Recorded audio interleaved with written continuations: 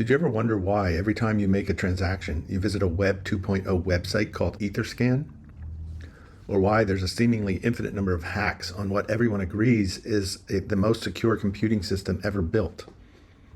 Or why accountants go batty trying to figure out why a system with 18 decimal places every 12-second perfect accounting for 300 million accounts on-chain does not reconcile off-chain?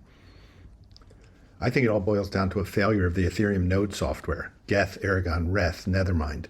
This is the node software. There's a constant stream of new transactions being consumed, and we all know what comes out the other end. This is the RPC. For 7 years, I've been arguing that the RPC is completely inadequate, that there was something missing. But what was missing? I think it was indexing. I hope you can see from our previous demos what happens when an application has local indexing of the blockchain. It turns the wholly inadequate RPC into a pretty decent database engine, especially if we have caching, the database that can serve applications properly. This means that the RPC is not a database, and serving applications from not a database simply doesn't work. Until we fix this, until we turn the RPCs into gold, we are doomed to repeat all the same mistakes we've made in Web 2. Privacy invasion, censorship, gatekeeping, a complete lack of power for the end users. All of these things disappear when the end user has direct, unhindered, permissionless access to the data, which they get if they ran their own nodes and if the nodes indexed the data.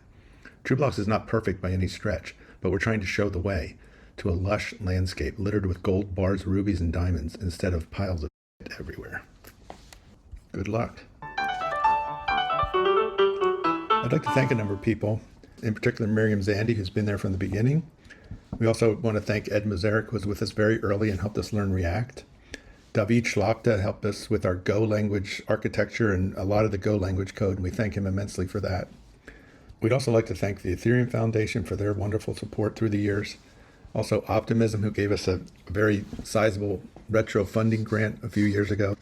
We thank Filecoin community, who gave us a grant, Consensus, Malik DAO, and many people throughout the ecosystem through Gitcoin grants and elsewhere. And finally, here's our contact information. Again, this is for Ethereum Grant FY24-1558, and we believe that we've fulfilled our obligations for that grant. Thank you so much, and take care.